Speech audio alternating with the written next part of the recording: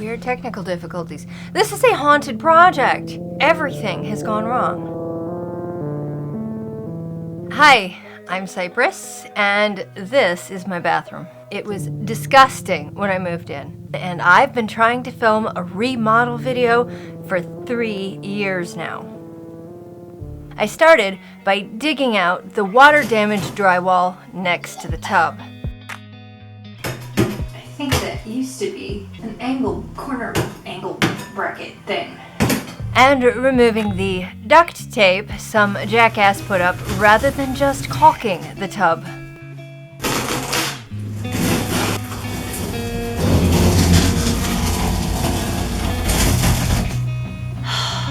Oh, the gap is so big. There were mice using it as a tunnel.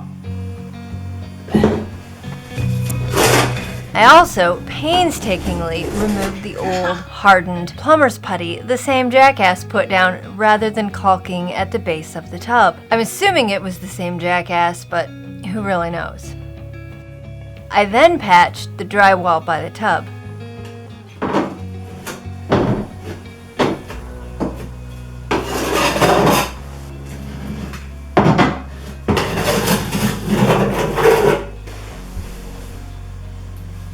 Well, that was frightful, but it's only a first coat.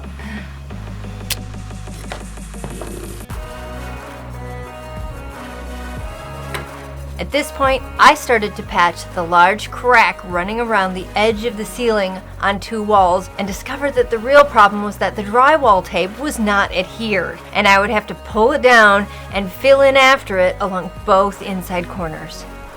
It seems I've lost the before footage for this. Sorry about that, but at this setback, I died a little and lost all the fight I had in me.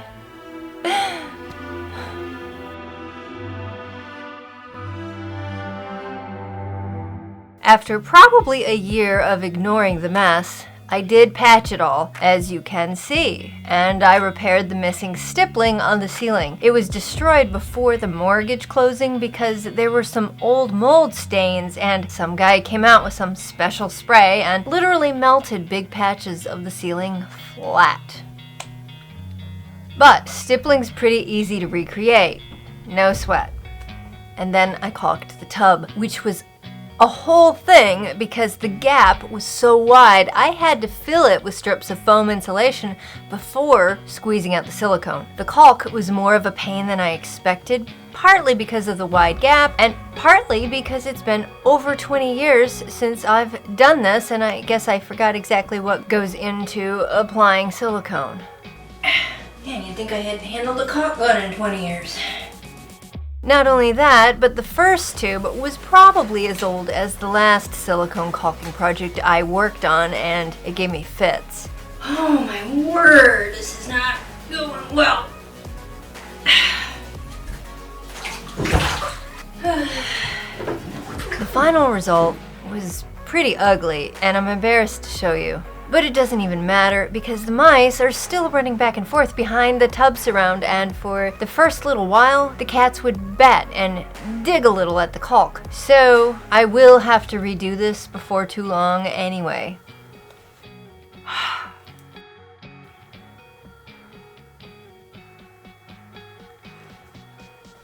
At this point, I was about to paint the walls. But quarantine hit. We couldn't buy paint at the paint store. And that was over a year ago now. So I made do and just put up the shower curtain rod. This was a fairly quick and easy install. Okay, maybe I spoke too soon. That one's not tight enough.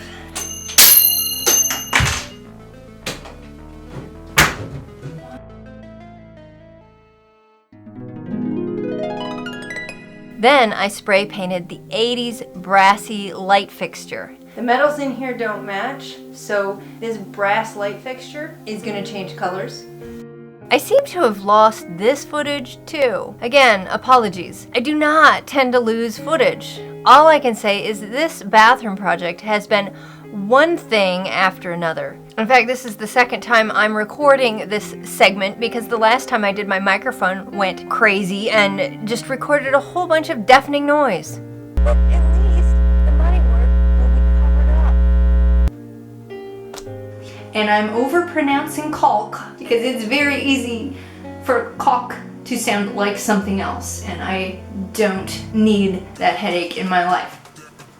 This ugly ass light fixture is nothing to look at, but it's expensive to change out, so I'm just gonna paint it to de-emphasize it. I also put up some hooks and shelves to make the space feel usable. The sink top I resurfaced. I don't recommend. The finish is rough and delicate and soaks up anything you spill on it. Not to mention, it starts chipping off immediately. Yes, I followed the instructions. It was the Rust-Oleum tub and tile spray in white. If you want to resurface, have the professionals come out with their big sprayer. It's a much more durable finish. I think I should have just found a replacement sink top. I had to pull off the faucet and reinstall it anyway.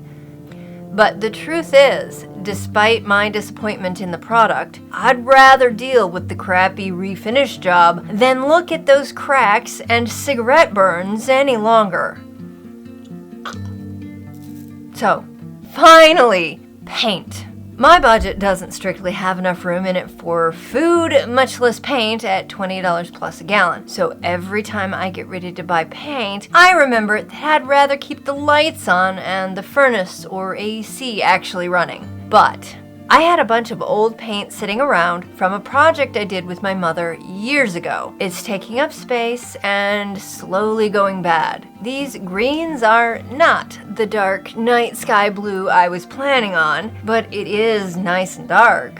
And honestly, if I hate it and then need to paint back over it, well, that's where I am now. But at least the mudding work will be covered up. And besides, this bathroom is never going to be the mysterious, private luxury spa of my dreams, no matter how perfect the paint is. So, this is a no-lose situation, and I'm feeling like doing a reckless act of crazy. It's fine. It'll be fine. Yeah. So, my plan is to start with the lighter, mid-tone green and use that as a primer. Then I have just enough of the really dark green to get 2 full coats on. I'm not sure 2 coats is quite enough, but it's better than the patchy mess we're starting with. And I've got just enough of this color in an exterior gloss to cover the floor, which is, of course, also tragic. The linoleum is still functional, but it's got permanent scuffs that I can't clean away. This paint is not rated for floors, but it's what I have, and I can always go get a quart of deck floor paint later if it's a real disaster. I'm really looking forward to having a dark, cave-like space for ritual baths and that sort of thing. Okay, so I committed. I did the work and put ridiculously dark paint on the walls. Let's see what it looks like now.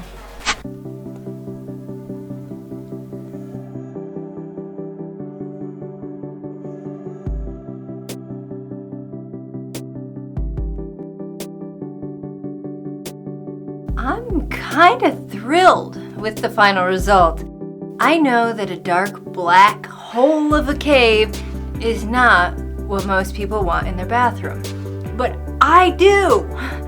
I want to sit in there in the dark with candles and feel like I'm adrift in the black of the cosmos and forget I'm stuck in this mortal existence. To that end, I have a fancy shower curtain facing the room. It was the Sinatra pattern in the color champagne.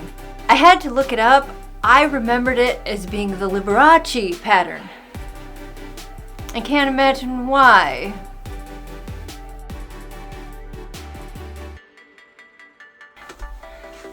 And then I'm using this mandala themed curtain on the inside to serve as the liner so I can look at it while I soak and get all meditative and vibey.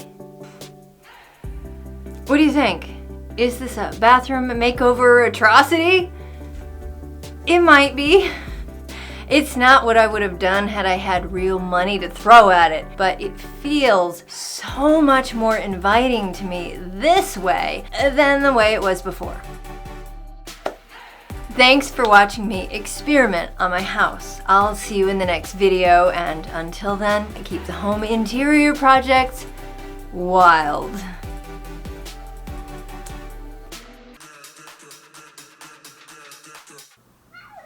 What's the matter?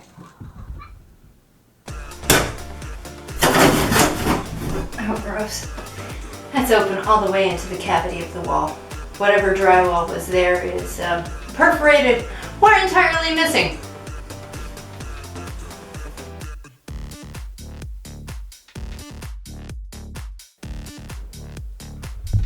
Exactly what goes into applying silicone? What are you guys doing? They're wrestling in the hallway. You guys, give it up. Be quiet. Stop. Not that cars driving by give a shit about that. Who needs a muffler? Not I. Light fixture. Stop making noise, you guys! Stop making noise! This is taking 3 times as long because you guys won't shut up. Meditative. You know, this is where a wide-angle lens would come in handy. How do I start with an absolutely clean bathroom and still end up with cat hair in the caulk?